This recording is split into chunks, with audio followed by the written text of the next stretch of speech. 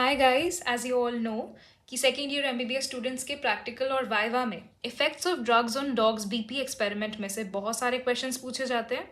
So I am gonna cover all of these drugs, ठीक है, in a very short video in a very precise manner, ठीक है. And there are total 11 drugs जो कि which is there on the screen, ठीक है.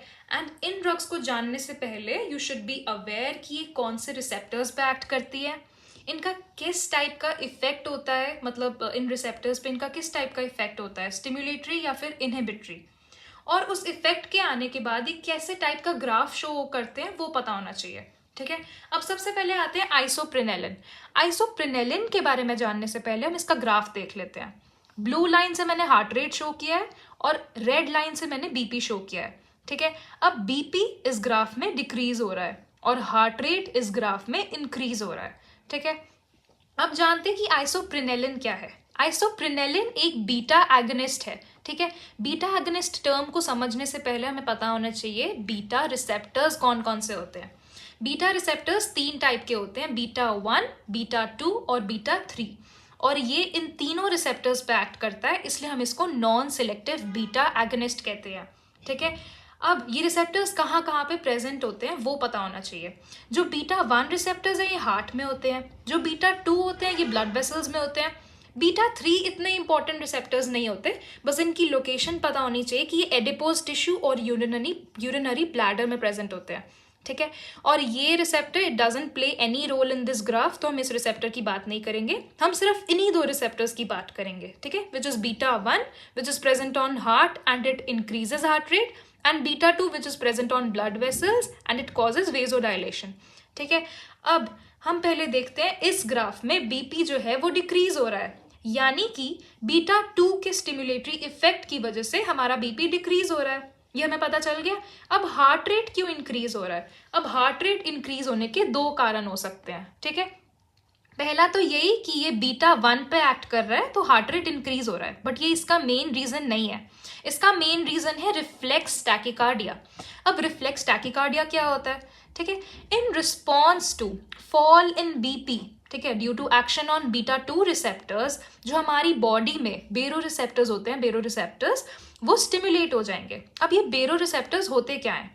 बेरो receptors usually stretch receptors होते हैं जो कि हमारी बॉडी में आयोटिक आर्च और कैरोटिड साइनस में प्रेजेंट होते हैं, ठीक है. अब जब बीपी हमारा डिक्रीज हुआ तो ये बेरो रिसेप्टर्स एक्टिवेट हो जाएंगे, ठीक है.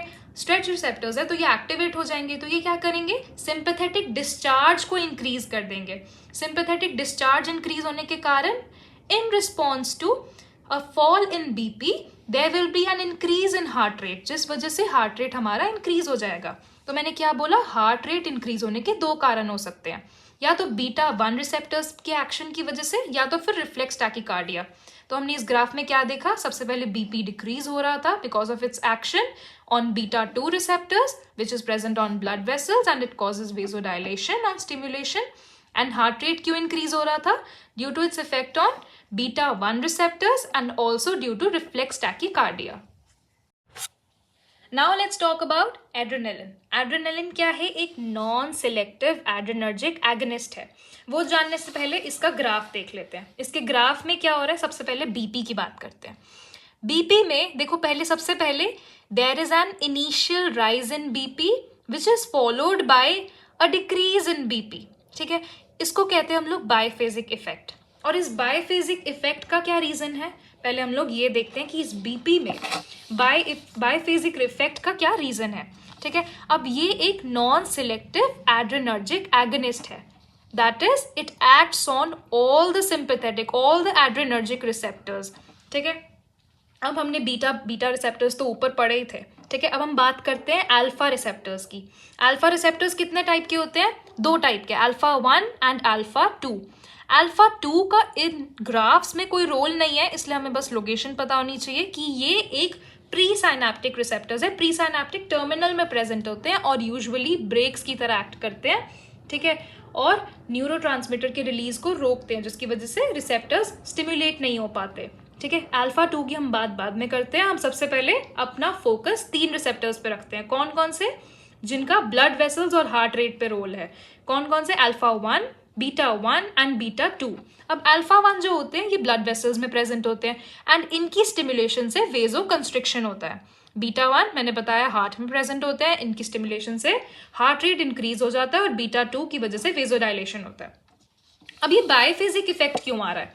बायफेजिक इफेक्ट इसलिए आता है क्योंकि एट हाई डोजेस जो हमारा एड्रेनालिन है at high doses it stimulates and it acts on alpha receptors। ठीक है, अल्फा रिसेप्टर्स पे हाई डोजेस पे एक्ट करता है जिसकी वजह से वेजो कंस्ट्रिक्शन होती है। ठीक है, फिर जब ये बॉडी में धीरे धीरे मेटाबोलाइज होता है तो लो डोजेस पे ये बीटा रिसेप्टर्स पे एक्ट करता है। ठीक है, जिसकी वजह से वेजो डायलेशन होती है, इसलिए हमें ये बायफेजिक इफेक्ट देखने को मिलता है। ठीक है, अब क्या होता है, बायफेजिक इफेक्ट के साथ साथ हमें दो और टर्म्स पढ़नी है इसमें।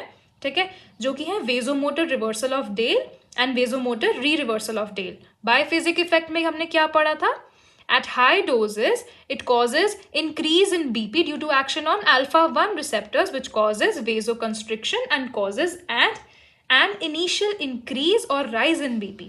ठीक है, अब लो डोजेस पे जब इसकी मेटाबोलाइजेशन होती रहती है तो ये बीपी को डिक्रीज कर देता है due to its action on beta 2 receptors. ठीक है, which causes vasodilation on stimulation. ठीक है, अब आते हैं vasomotor reversal of Dale. Vasomotor reversal of Dale क्या होता है कि अब जैसे हमने अल्फा ब्लॉकर्स ले लिए, ठीक है, किसी को अल्फा ब्लॉकर्स दे दिया या फिर, ठीक है, तो अल्फा ब्लॉकर्स क्या करेंगे, सारे अल्फा रिसेप्टर्स को ब्लॉक कर देंगे। तो इनिशियल डोज जो इसकी हाई डोज होती है, हाई डोज पे भी it's gonna act on beta receptors. ठीक है, तो जब ये बीटा रिसेप्टर्स पे एक्ट करेगा तो वो जो इनिशियल राइज आता था ना बीपी में वो नहीं आएगा, उसकी जगह there will be a more severe fall in BP. ठीक है, which is called vasomotor reversal of Dale. ठीक है, अब vasomotor re reversal of Dale क्या हुआ, इसका उल्टा, उसमें हमने अल्फा ब्लॉकर्स दिए, इसमें हमने बीटा ब्लॉकर्स दे दिए। बीटा ब्लॉकर्स देने की वजह से क्या हुआ, द इनिशियल इंक्रीज के साथ साथ जो हमारा followed by which was followed by a severe decrease in BP वो नहीं होगा। ठीक है, क्यों? क्योंकि ये लो डोजेस पे हमें पता है बीटा रिसेप्टर्स पे एक्ट करते हैं, बट जब हमने बीटा ब्लॉकर्स दे दिए तो सारे बीटा रिसेप्टर्स ही ब्लॉक हो गए, तो उसकी वजह से क्या होगा, जो डिक्रीज हो रहा था ना बीपी वो इंक्रीज होगा। So instead of decrease in BP there will be a severe rise in BP which is known as vasomotor re reversal of Dale. ठीक है, अब इसका बीपी पे इफेक्ट तो हमें समझ आ गया। ठीक है, और हमने दो टर्म्स ही पढ़ ली, vasomotor reversal and vasomotor re reversal of Dale. And usually अब जो हमारे लाइक टीचर्स एंड ऑल होते हैं वो हार्ट रेट पे क्वेश्चन पूछते हैं। ठीक है, कि हार्ट रेट पे ये दो पीक्स क्यों नजर आ रही है, first peak and the second peak. अब इन पीक्स का रीजन क्या है, हमें पता है कि जो हमारा एड्रेनालिन है वो बीटा 1 पे एक्ट करता है। बीटा 1 जो होता है वो हार्ट पे प्रेजेंट होता है और हार्ट रेट इंक्रीज करा देता है। पहली पीक इस वजह से बनती है, due to action of beta 1। ठीक है, पहली पीक इस वजह से बनती है, हार्ट रेट इंक्रीज होता है। But the peak rises because biphasic effect में हमने देखा कि जो हमारा बीपी है वो डिक्रीज हो रहा था। तो जो हमारा बीपी जब डिक्रीज होगा तो मैंने बताया था रिफ्लेक्स टैकीकार्डिया होता है। रिफ्लेक्स टैकीकार्डिया क्या होता है, in response to fall in BP there will be a rise in heart rate due to activation of baroreceptors which are present in aortic arch and carotid sinus। ठीक है, और इनकी activation की वजह से सिंपैथेटिक डिस्चार्ज इंक्रीज होगा। वो discharge क्या करेगा, वो हार्ट रेट को इंक्रीज करा देगा। And along with beta 1 action and reflex tachycardia, इन दोनों के एक्शन की वजह से जो पीक है उसकी पीक जो है वो हमारी इंक्रीज हो जाती है, जिसकी वजह से peak 1 is a little short in height and जो पीक 2 है वो थोड़ी ज्यादा लंबी आएगी। ठीक है, इसकी वजह से ये दो पीक्स बनती है, पहली पीक बीटा 1 के एक्शन की वजह से और दूसरी peak beta 1 along with reflex tachycardia. अब हम बात करते हैं नॉर एड्रेनालिन की। ठीक है, नॉर एड्रेनालिन क्या है, ये हमारा न्यूरोट्रांसमीटर है इन एड्रेनर्जिक सिस्टम। ठीक है, अब ये जानने से पहले कौन कौन से रिसेप्टर्स पे एक्ट करता है, हम पहले इसका ग्राफ देख लेते हैं। ग्राफ में हमें क्या दिख रहा है, बीपी इंक्रीज हो रहा है और हार्ट रेट डिक्रीज हो रहा है। ठीक है, ये काम करता है अल्फा 1, अल्फा 2 और बीटा 1 पे। इसका कोई एक्शन नहीं होता बीटा 2 पे। ठीक है, अब इसका कोई एक्शन नहीं है बीटा 2 पे तो वेजोडाइलेशन तो नहीं होगा। ठीक है, अब हम इसका ग्राफ देखते हैं। अब इसके ग्राफ में हमें दिखा कि बीपी इंक्रीज हो रहा है, वो तो आपको पता चल ही गया होगा कि क्यों हो रहा है। अल्फा 1 जो होता है, इसकी स्टिम्युलेशन से वेजोकंस्ट्रिक्शन होगा, जिसकी वजह से बीपी इंक्रीज हो जाएगा। अब यहाँ हार्ट रेट इंक्रीज होना चाहिए था, बट ये डिक्रीज हो रहा है। आप पूछोगे क्यों? बीटा 1 पे तो ये एक्ट कर रहा है, हार्ट रेट तो इंक्रीज होना चाहिए था, बट ये डिक्रीज हो रहा है। ऐसा क्यों? Due to reflex bradycardia. Reflex bradycardia क्या होता है? रिफ्लेक्स ब्रैडिकार्डिया होता है कि जब हमारा बीपी इंक्रीज होता है, तो in response to increase in BP जो हमारा बेरो रिसेप्टर्स है वो एक्टिवेट हो जाएंगे। बेरो रिसेप्टर्स की एक्टिवेट होने की वजह से जो हमारा सिंपैथेटिक डिस्चार्ज है वो डिक्रीज हो जाएगा, जिस वजह से हमारा हार्ट रेट भी डिक्रीज हो जाएगा, क्योंकि पैरासिम्पैथेटिक डिस्चार्ज उस टाइम पे डोमिनेंट हो जाएगा। जब पैरासिम्पैथेटिक डिस्चार्ज डोमिनेंट हो जाएगा तो हमारा हार्ट रेट डिक्रीज हो जाएगा। इसको हम लोग बोलते हैं रिफ्लेक्स ब्रैडिकार्डिया। अब हम बात करते हैं सबसे पहले इस ग्राफ की, और ये ग्राफ कौन सी ड्रग देता है। ठीक है, ये ग्राफ देता है एफेड्रिन। ठीक है, अब ये ग्राफ में आप लोग देख रहे हो कि सबसे पहले बीपी इंक्रीज हो रहा है, फिर हार्ट रेट इंक्रीज हो रहा है, और धीरे धीरे धीरे धीरे ये ग्राफ छोटा होता जा रहा है। ठीक है, इस रिस्पॉन्स को, इस ग्राफ रिप्रेजेंटेशन को हम लोग कहते हैं टैकीफाइलेक्सिस। लाइक ये जो ग्राफ है ये धीरे धीरे छोटा हो रहा है because of the phenomena tachyphylaxis. Now what is tachyphylaxis? Tachyphylaxis एक ऐसा फिनोमेना है जिसमें हमारी बॉडी जो होती है develops tolerance to that particular drug. ठीक है, where the body it becomes less responsive to a drug due to rapid depletion of neurotransmitter like noradrenaline and thus requires larger doses to achieve the same effect. ठीक है, अब जो हमारा ये जानने से पहले कि टैकीफाइलेक्सिस में न्यूरोट्रांसमीटर क्यों डिप्लीट हो रहा है, टॉलरेंस क्यों डेवलप हो रही है, हम पहले एफेड्रिन के बारे में पढ़ते हैं। ठीक है, एफेड्रिन एक मिक्स्ड एक्टिंग सिंपैथोमाइमेटिक एजेंट है। मिक्स्ड एक्टिंग क्यों? इसका डायरेक्ट इफेक्ट भी होता है रिसेप्टर्स पे और इनडायरेक्ट एक्शन भी होता है। इस ग्राफ में हम लोग इसके इनडायरेक्ट एक्शन की बात करेंगे। ठीक है, जो इसका इनडायरेक्ट एक्शन है वो कैसे होता है? नॉर एड्रेनालिन को प्रोड्यूस करके। ठीक है, नॉर एड्रेनालिन को प्रोड्यूस करके इसका इनडायरेक्ट एक्शन आता है। और नॉर एड्रेनालिन किन किन रिसेप्टर्स पे काम करता है हमने पीछे पढ़ा अभी, अल्फा 1, बीटा 1 और अल्फा 2, इन 3 रिसेप्टर्स पे ये काम करता है, ये बीटा 2 पे नहीं काम करता। ठीक है, तो इस ग्राफ में हम लोग देख रहे हैं कि जो हमारा बीपी है वो इंक्रीज हो रहा है। क्यों? अल्फा 1 के एक्शन की वजह से। और जो हमारा हार्ट रेट है वो भी इंक्रीज हो रहा है। क्यों? बीटा 1 के एक्शन की वजह से। ठीक है, और धीरे धीरे धीरे धीरे ये ग्राफ छोटा होता जा रहा है। क्यों? क्योंकि अगर हम एफेड्रिन को रिपीटेड इंटरवल्स पे, रिपीटेड डोजेस देंगी इसकी डिफरेंट इंटरवल्स पे, तो एक टाइम ऐसा आएगा जब नॉर एड्रेनालिन डिप्लीट हो जाएगा। ठीक है, और इसकी डिप्लीशन के कारण ये ग्राफ छोटा होता जाएगा और रिस्पॉन्स की जो एफिशिएंसी, मतलब जो रिस्पॉन्स आना बंद हो जाएगा। ठीक है, एक टाइम पे। ठीक है, इसलिए हम लोगों ने क्या ऑब्जर्व किया इस ग्राफ में, जो बीपी है वो इंक्रीज हो रहा है due to its indirect action on alpha 1 receptors by the release of noradrenaline, और इसका हार्ट रेट भी इसमें इंक्रीज हो रहा है due to its action on beta 1 receptors. ठीक है,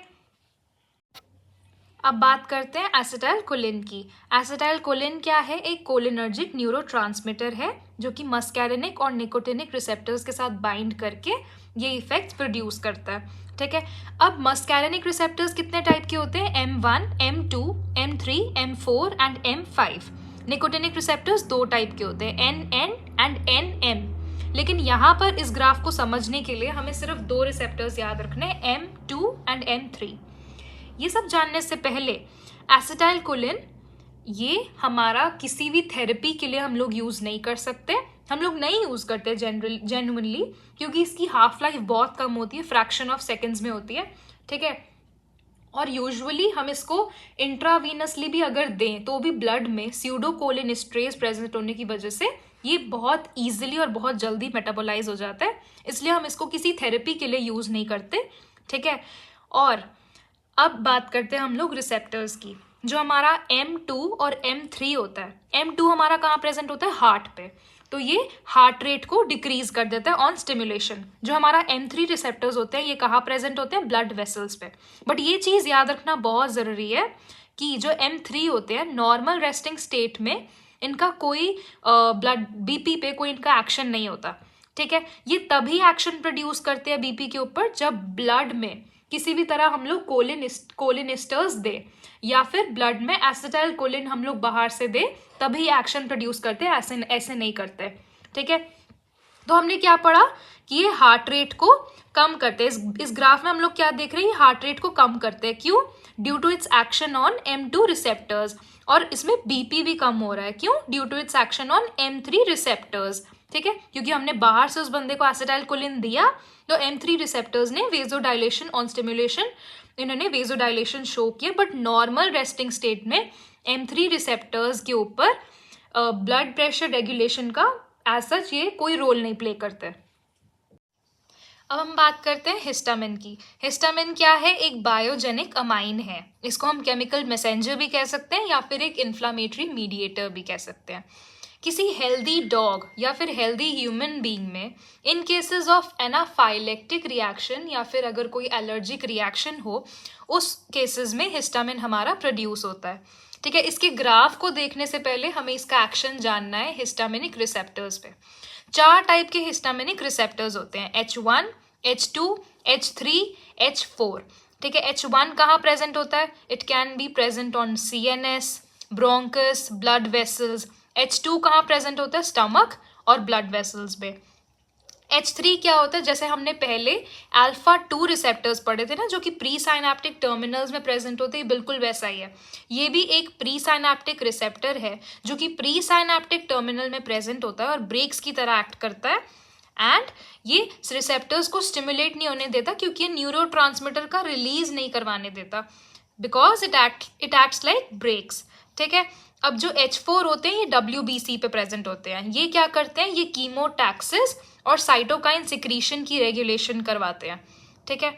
लेकिन इस ग्राफ को समझने के लिए हमें सिर्फ H1 और H2 की बात करनी है, ठीक है, क्योंकि इनके इफेक्ट से ही जो हमारा BP है उसमें वेजोडाइलेशन होता है। तो हिस्टामिन कैसे काम करते हैं? ये H1 और H2 को स्टिमुलेट करवाता है, जिसकी वजह से BP में इफेक्ट आता है, वेजोडाइलेशन होता है और BP जो है हमारा डिक्रीज हो जाता है, ठीक है। अब उसी के रिस्पॉन्स में हमारा बेरो रिसेप्टर्स एक्टिवेट हो जाएंगे। जब बेरो रिसेप्टर्स एक्टिवेट होंगे, कहाँ प्रेजेंट होते हैं? ये स्ट्रेप्स रिसेप्टर्स होते हैं जो कि प्रेजेंट होते हैं आयोटिक आर्च और कैरोटिड साइनस में। ये सिंपैथेटिक डिस्चार्ज को इंक्रीज करवा देंगे, जिसकी वजह से हमारा हार्ट रेट इंक्रीज हो जाएगा और इस प्रोसेस को हम क्या बोलेंगे? रिफ्लेक्स टैकीकार्डिया, ठीक है। तो BP it will decrease due to vasodilation caused by H1 and H2 receptors and due to increase in heart rate which is caused by reflex tachycardia, ठीक है। ये था हिस्टामिन का ग्राफ। अब जो बाकी बची ड्रग्स हैं वो सारे as an antagonist role play करते हैं और वो हम पढ़ेंगे नेक्स्ट वीडियो में, जो कि इसका पार्ट 2 है इस वीडियो का। तो उसको सुनने के लिए आप लोग लाइक, शेयर और सब्सक्राइब करना, मुझे कमेंट सेक्शन में बताना कि आपको इसमें क्या गलती लगी। एंड जो समझ ना आए, you can ask in comment section and you can let me know, I will surely reply. Thank you so much for watching.